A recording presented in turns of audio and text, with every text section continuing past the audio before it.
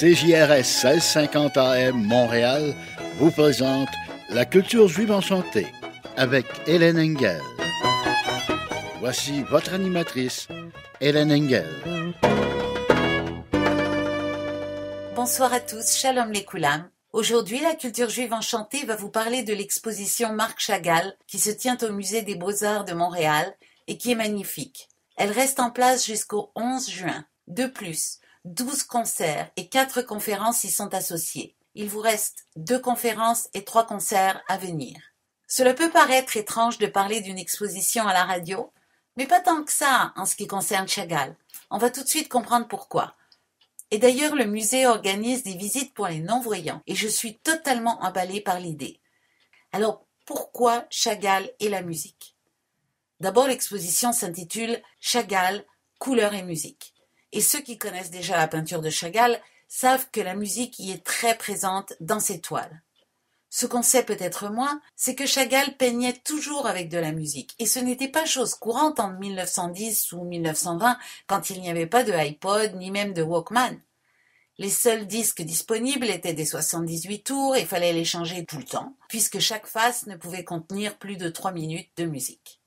Alors parlons un peu de Chagall. Il est né le 7 juillet 1887 à Liozna, près de Vitebsk, en Biélorussie, sous le doux nom de Moïse Zakharovitch Chagalov, dans une famille juive chassidique. La ville compte une importante communauté juive et sa mère tenait une épicerie.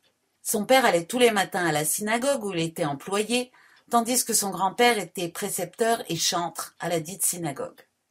Il a été élevé dans la paix et la tendresse de sa mère juive, qui lui a appris à lire et à aimer la Bible et les hommes. Quand il était petit, il voulait devenir violoniste ou chanteur. Alors écoutons la pièce Kazimierz, interprétée par le merveilleux violoniste Nigel Kennedy.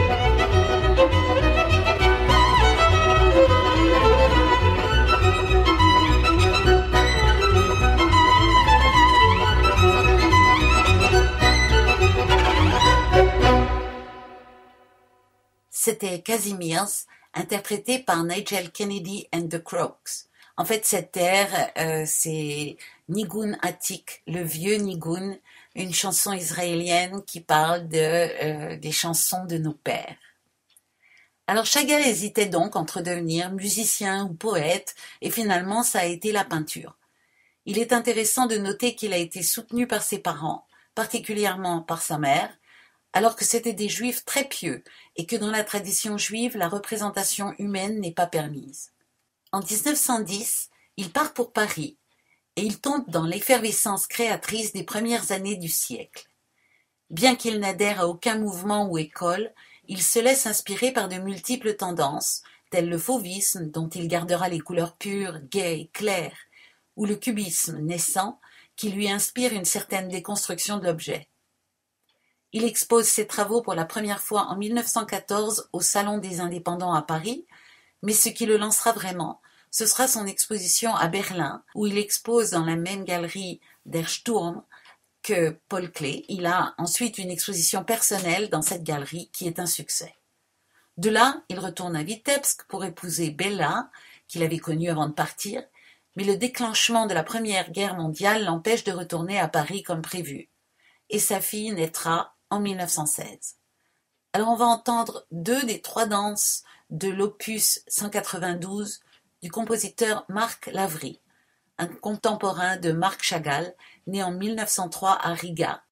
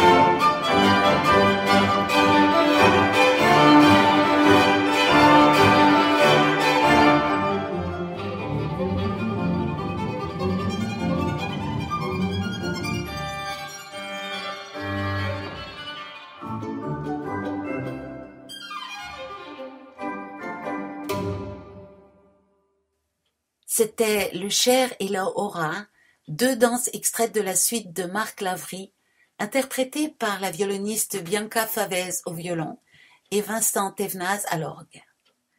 Pendant la période de la guerre et les années qui ont suivi, Chagall peint surtout la vie de la communauté juive qui est persécutée, car soupçonnée d'espionnage par l'état-major russe.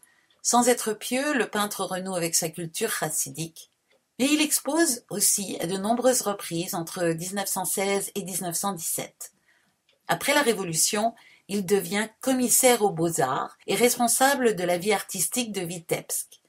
Il organise de nombreuses expositions d'artistes, il prend la direction de l'école d'art en 1919, mais très vite l'école est rebaptisée Académie suprématiste et il est démissionné. Alors il repart pour Moscou où il crée les décors pour le théâtre d'art juif.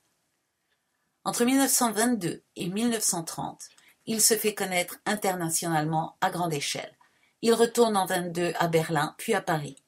Ses œuvres sont connues aux États-Unis, où des expositions sont organisées, et en 1923, le marchand et éditeur Ambroise Vollard lui commande 30 gouaches et 100 eaux-fortes pour illustrer les fables de La Fontaine, et vous en verrez certaines à l'exposition du Musée des Beaux-Arts, ainsi que pour les âmes mortes de Nicolas Gogol, et surtout des illustrations pour la Bible.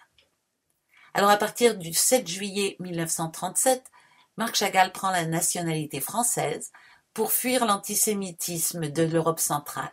Enfin bon, ce n'est peut-être pas sa meilleure idée, parce qu'en 1941, Chagall est arrêté et doit son salut au journaliste américain Varian Fry, qui lui permet de rejoindre les États-Unis. Sa femme Bella meurt en 1944. En 1945, il rencontre Virginia Haggard, mariée à John McNeill, dont elle n'est pas divorcée. Et Marc Chagall et Virginia ont un fils en 1946, le futur chanteur et auteur-compositeur David McNeill, lequel porte le nom du mari de sa mère. En 1948, il s'installe à Vence, sur la Côte d'Azur, rompt avec Virginia et se remarie en 1952 avec Valentina Brodsky, qu'on connaît sous le nom de Vava.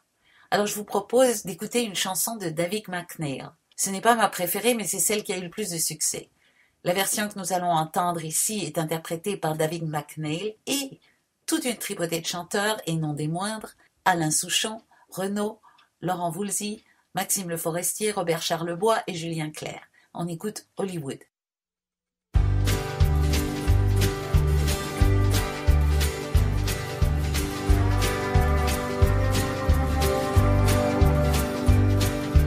Ma mère dansait dans les bars imitant Gennaro.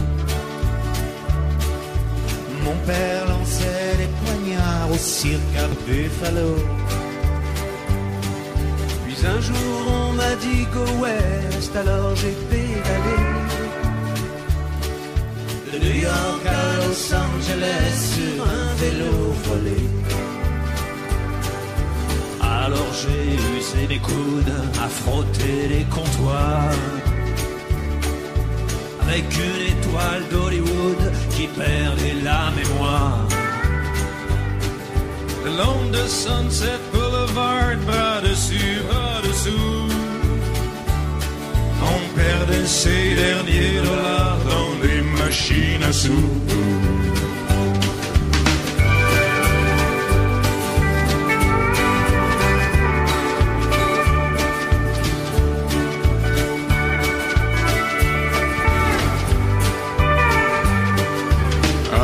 Benjamin Chancard, le cousin ou le frère du type qui joue du sitar à la cour d'Angleterre, a gagné au dé le droit d'être un an son amant. On est allé vivre à trois dans son appartement. Elle ramenait des voyageurs, des collégiens timides qui pouvaient faire $2 l'heure quelques polaroïdes. Elle nous mettait dans la cuisine pour ne pas qu'on regarde. En 2 mois on jouait tout Gershwin sur des verres à moutarde. On a fait du music hall déguisé en hindou. s'est embellie l'idole sur Rhapsody in Blue. Elle a fini sous le capot d'une Dodge ou Cadillac. J'ai ramassé son chapeau et l'autre a pris son sac.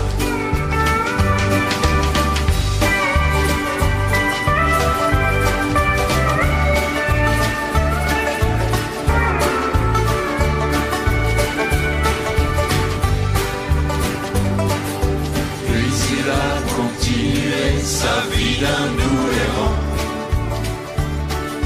Moi, je suis retourné vivre chez mes parents. Ma mère devenait trop laide pour jouer Jean Harlow. Mon père allait tuer son aile au cirque à Buffalo.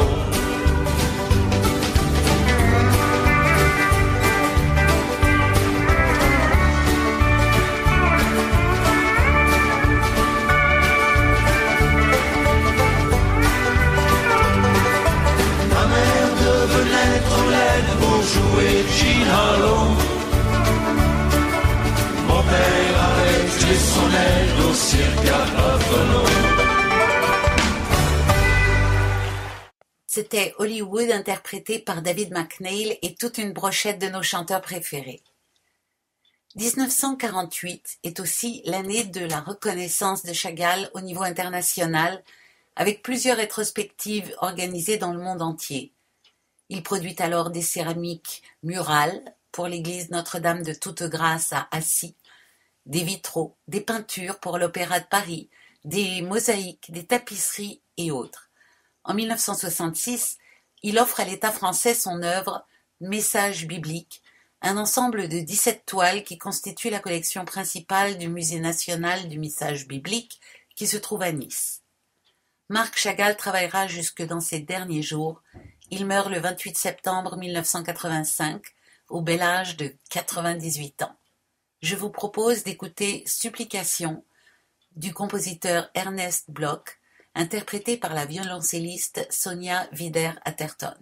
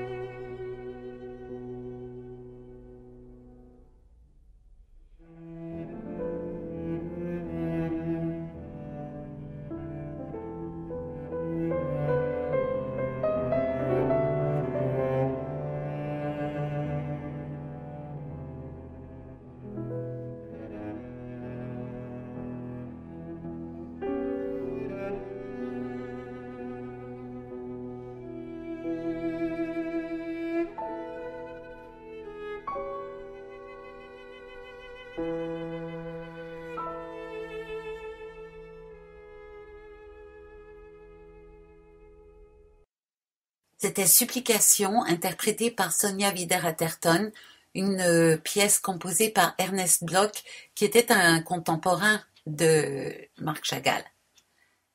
Alors maintenant, parlons un peu de la naissance de l'exposition. C'est venu du coup de cœur de la conservatrice, Madame Bondil, qui est revenu de France il y a 2 ans, après avoir vu l'exposition de la Cité de la musique à Paris et celle de Roubaix sur Chagall, et qui a voulu faire profiter ses compatriotes de ces merveilles.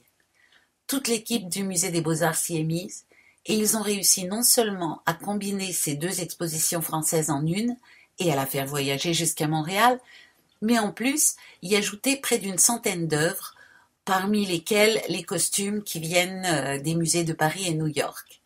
Vous savez que faire venir une œuvre de Chagall dans une exposition est en soi une gageure. Le peintre dont les œuvres sont le plus souvent demandées au monde, c'est Matisse, mais juste derrière, c'est Chagall. Alors, rassembler près de 340 œuvres, c'est un tour de force. La curatrice Anne Grace, qui m'a gentiment accordé une entrevue, m'a également dit qu'une des motivations à la base de cette exposition est le désir de faire le lien avec la communauté juive de Montréal. Bien sûr, la judéité de Chagall éclate en couleurs chatoyantes sur toutes ses toiles, mais dans la présentation, le petit film, la dédicace de l'exposition au couple de mécènes, les Holstein, on sent vraiment une main tendue, une reconnaissance, et en ces temps d'intolérance, ça fait du bien. Alors on va entendre un morceau klezmer que je joue souvent en spectacle et que j'adore, bien qu'il soit archi connu. Ça s'appelle Le train de 7h40. Ici, ce sera la version du Budapest Klezmer Band.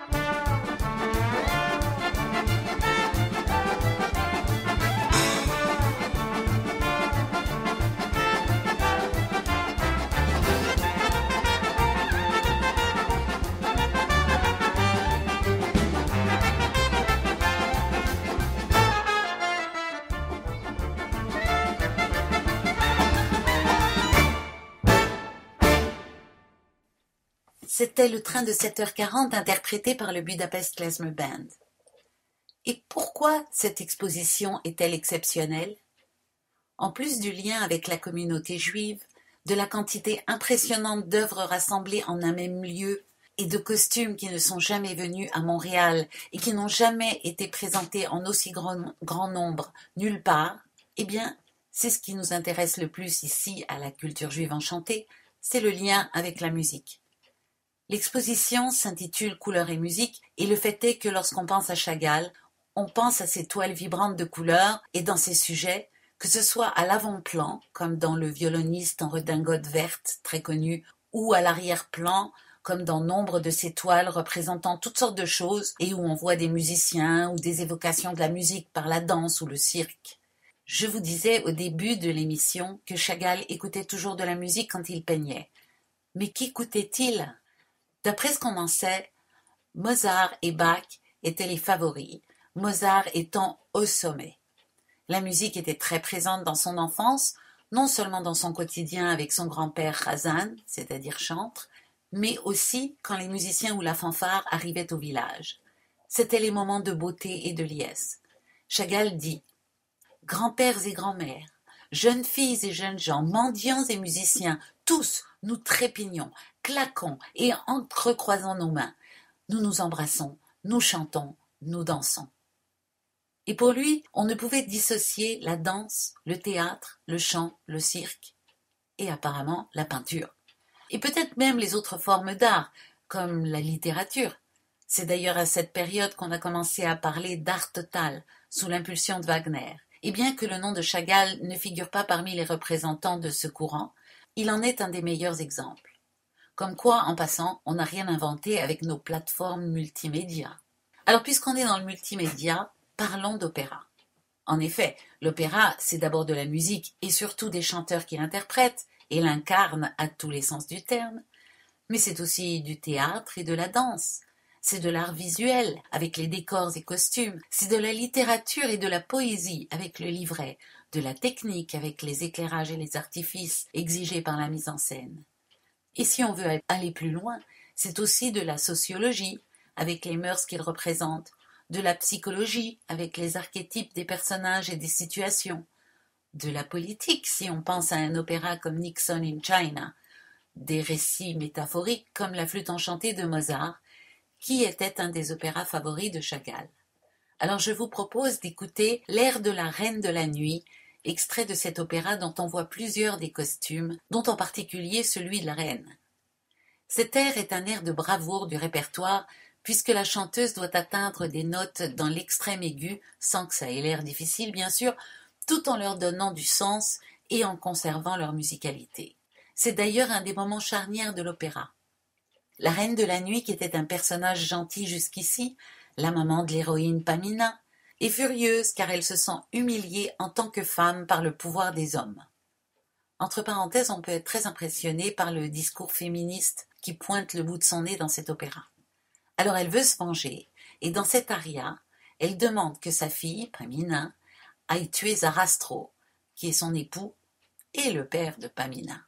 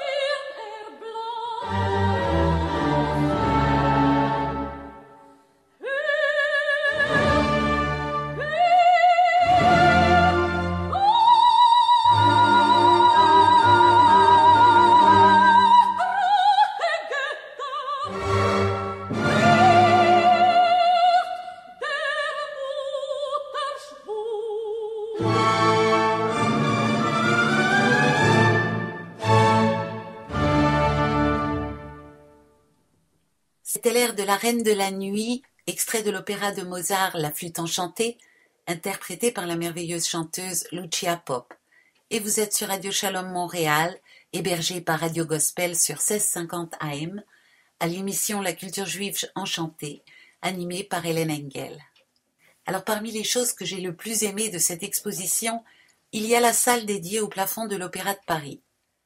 On peut y voir une projection numérisée en ultra haute définition par l'Institut culturel de Google à Paris, qui nous permet de découvrir par des zooms saisissants la beauté et la minutie du travail de l'artiste, invisible à l'œil nu. Et grâce à cette vidéo, on est juste à la bonne distance pour voir chaque détail sans perdre l'ensemble. La fresque rend hommage à 14 compositeurs et à leurs œuvres. On y retrouve Carmen de Bizet, bien sûr, Fidelio de Beethoven, La Flûte enchantée de Mozart, Orphée et Eurydice de Gluck, Péléas et Mélisande de Debussy. La bande-son est bien synchronisée et on entend un air de chaque œuvre représentée au moment où la vidéo se concentre sur la peinture en question. L'histoire de cette œuvre d'ailleurs est assez amusante. Le ministre de la Culture, André Malraux, trouve que la salle Garnier est un peu triste. Et en 1960, il fait appel à un Chagall, qui est par ailleurs son ami, pour imaginer un nouveau plafond. Le peintre connaît bien le monde du théâtre, il a déjà conçu plusieurs décors pour le théâtre de Russie et a créé à Paris la scène et les costumes du ballet de Daphnis et Chloé de Ravel, que vous pouvez d'ailleurs voir sur une vidéo à l'exposition dans la salle des costumes. Ce choix a suscité le scandale et la controverse. Les intellectuels et les spécialistes du milieu artistique n'acceptent pas qu'une œuvre contemporaine soit introduite dans un bâtiment du plus pur style Second Empire. Une revue britannique, Opéra, n'hésite pas à dire « Le ministre de la Culture est le promoteur de cet acte gratuit de profanation culturelle ». Dans le Figaro, l'historien et académicien Pierre Gaxotte écrit « Mettre à l'opéra un plafond de Chagall est assurément une idée saugrenue. À l'opéra, il ne sera jamais qu'un intrus qui détruit une harmonie. » Mais Malraux tient bon. Le plafond original de Le Neveu sera conservé et l'œuvre de Chagall sera réalisée sur une toile amovible de 240 mètres carrés, tendue par-dessus. Néanmoins, la virulence des attaques oblige le peintre à réaliser son œuvre en secret, dans les ateliers des Gobelins, avant d'être assemblé à Meudon sous protection militaire. Et le soir de l'inauguration, eh bien tout était oublié. Les journalistes ont eu beau chercher une voix dissonante à l'accueil enthousiaste qu'a reçu Chagall, ils n'en ont trouvé aucune. Certains plus tard ont dit que Chagall s'est enrichi sur le dos des contribuables français, mais pour ce plafond, le peintre ne toucha aucun salaire. Chagall a réalisé cette fresque à l'âge de 77 ans. Ça a pris 3 ans. Bien sûr, il a été aidé par 3 assistants peintres, mais c'est son travail à 100%. Dans la pièce où est diffusée le vidéo, on voit de nombreuses esquisses et l'évolution du projet. Et c'est une autre des choses qui est intéressante dans cette exposition. On voit des œuvres à différents stades de réalisation, des études, le dessin préliminaire, les esquisses avec des couleurs en aquarelle pour évoquer les teintes finales, ou des gravures avec différents types de tirages. C'est intéressant de voir comment l'artiste crée une première fois dans son dessin ou sa peinture, puis ensuite comment il crée dans sa réalisation finale quand il choisit telle direction plutôt qu'une autre. Je vous propose d'écouter un Kaddish chassidique dont l'humeur et la vibrance me paraissent totalement en accord avec la peinture de Chagall. Je pense qu'il devait d'ailleurs entendre des choses comme ça à la synagogue de Vitebsk, même si ce n'était pas avec un chœur aussi important ou un arrangement aussi sophistiqué.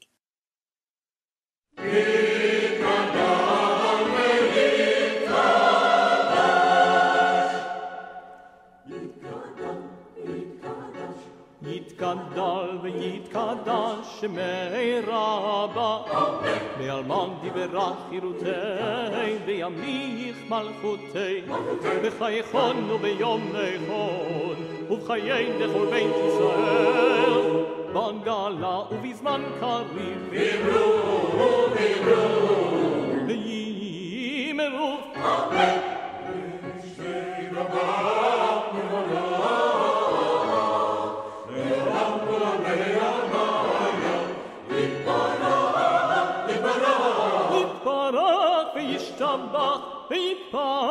ויתרומם ויתנשא ויתהדר ויתעלה ויתהלל שמי דקודשה לעילה ולילה מן כל ברכתה ושירתה תושבחתה ונחמתה דמירן ויעלמה תושבחתה ונחמתה דמירן ויעלמה ויאמרו תתקבל צלותון וברכן לכל בית ישראל אדם אבון דיבי שמיה ויאמרו אמן ויאמרו יהי שלמה רבה מן שמיה וחיים עלינו ועל כל ישראל ויאמרו אמן ויאמרו עושה שלום במרומיו הוא יעשה שלום עלינו ועל כל ישראל ויאמרו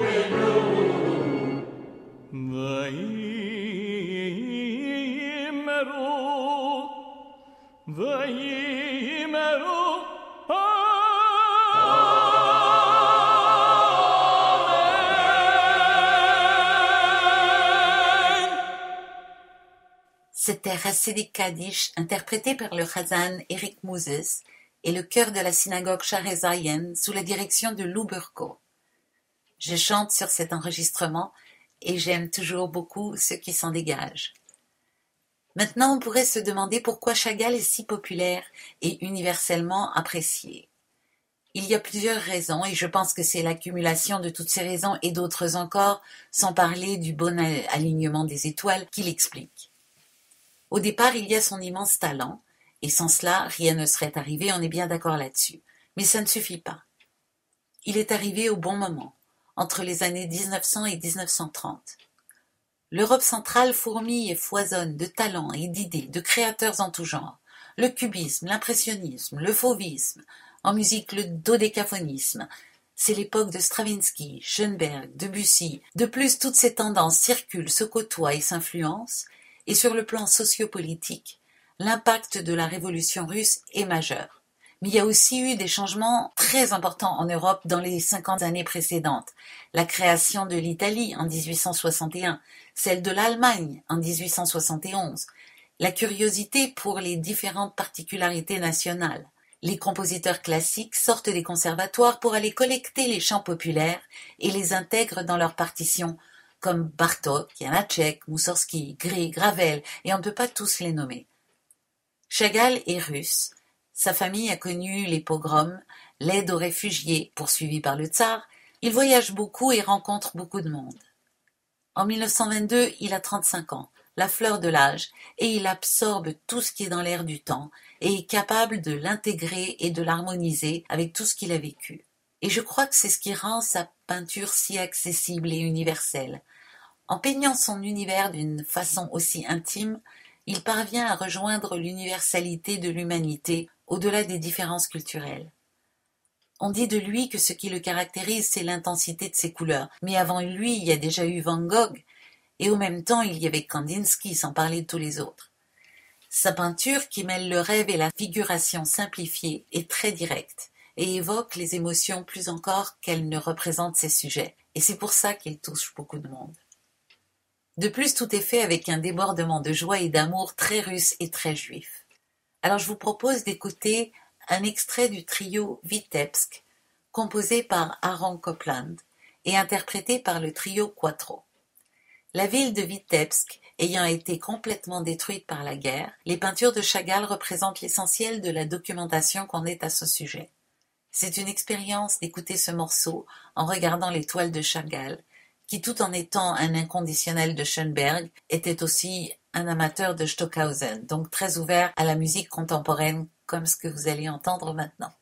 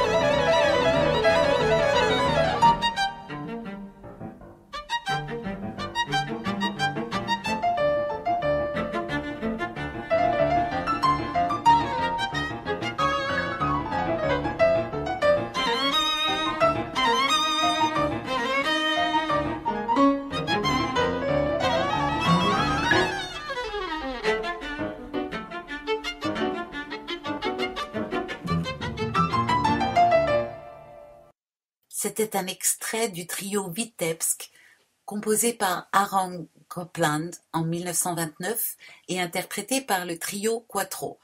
Ça ne se termine pas comme ça, il y a encore, je pense, encore 4 minutes pour terminer cette œuvre. Alors revenons à l'exposition elle-même. Elle propose à vos yeux émerveillés près de 340 œuvres. C'est la plus grosse exposition sur Chagall à ce jour. On y voit les multiples facettes du génie créatif de l'artiste, puisqu'en plus des peintures, dessins, aquarelles, on découvre costumes, lithographies, sculptures, céramiques, vitraux et décors de théâtre. Cette exposition veut nous sensibiliser au message d'amour et de paix de Chagall. Bien que parfois engagée, son œuvre pleine de références au pays de son enfance, la Biélorussie juive, semble souvent échapper totalement aux guerres qui l'entourent. Il sait faire partager ses sentiments par des couleurs très vives et pleines de légèreté. Et quand il peint son couple survolant sa ville natale, il montre un esprit bohème et souvent détaché de la réalité. Main dans la main avec sa compagne, il exprime alors un amour omniprésent et un regard bienveillant sur le monde. On perçoit son message d'amour et de paix dans la gentillesse de sa peinture, mais aussi dans une toile comme la Crucifixion, car il s'identifiait à ce juif mort sur la croix, est devenu une image universelle de la souffrance. Tout en se sentant profondément juif, il n'était pas fermé aux autres, au contraire. Ces personnages volants représentent peut-être une façon de sortir du quotidien grâce à la musique, la danse, le cirque et l'art en général. Pour un juif, faire de la peinture, ce n'est pas simple. Il est en principe interdit de représenter les êtres vivants, et c'est pourquoi il y a peu d'artistes juifs avant le XXe siècle. Ceci dit, dans les temps anciens, il y a eu des représentations d'humains et d'animaux. On a retrouvé des mosaïques dans d'antiques synagogues, alors cet interdit n'a sans doute pas toujours été rigide. Alors si représenter, c'est transgresser, mais ce faisant, partager tellement mieux, tellement plus intimement et avec tellement plus de gens, est-ce que cela ne vaut pas la peine de transgresser ? Et sans doute bien des juifs pieux l'ont pensé dans l'entourage de Chagall, car il a reçu vraiment beaucoup de support. Peut-être que la toile de l'ange à la palette peut être vue comme l'art porteur du message divin. Alors écoutons un petit morceau pour se mettre du soleil au cœur. Ça s'appelle Abyss et les Zones, interprété par le Paris Klezmer Band, qui est un groupe français dont je vous ai parlé il y a quelques semaines. La vie est belle, mais passe à tire d'aile. La vie est belle, comment vivre sans elle? Je pense à toi chaque fois que tu es loin de moi, toujours dans mes pensées. Je marche seul et je crois que j'avance vers toi, toujours un peu plus près. La vie est belle, mais passe à tire d'aile. La vie est belle, comment vivre sans elle? Abysser les eaux, un peu de soleil pour moi. Abysser les eaux, un peu de soleil pour nous.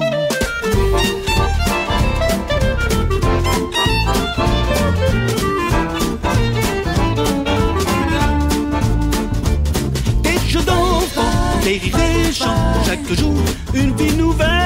Puis vient le temps des camps, à chaque jour suffit sa peine. Des jeux d'enfants, des rires, des chants, chaque jour une vie nouvelle. Jusqu'au moment, un bel instant, où vient le souffle d'une étincelle.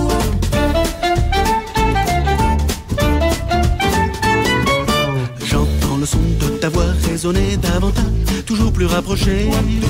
Je ferme les yeux et je vois devant moi ton visage, toujours mieux dessiné. La vie est belle, mais passe à tire d'aile. La vie est belle, comment vivre sans elle? Abysser les eaux, un peu de soleil pour moi. Abysser les eaux, un peu de soleil pour nous.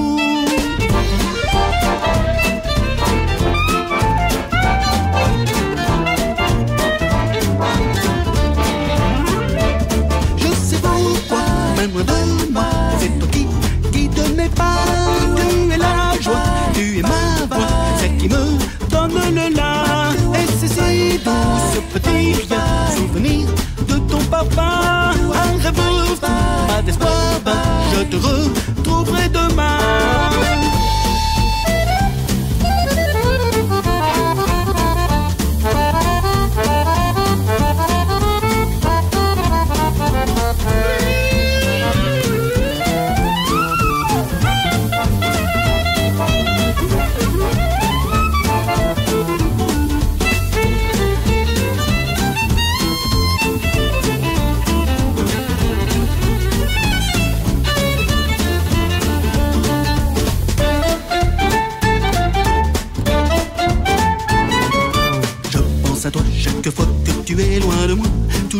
pensée. Je marche seul et je crois que j'avance vers toi, toujours un peu plus près. La vie est belle, mais passe à tire d'aile. La vie est belle, comment vivre sans elle? Abysser les zones, un peu de soleil pour moi. Abysser les zones, un peu de soleil pour nous. La vie est belle, mais passe à tire d'aile. La vie est belle, comment vivre sans elle? Abysser les zones, un peu de soleil pour moi. Abysser les zones, un peu de soleil pour nous.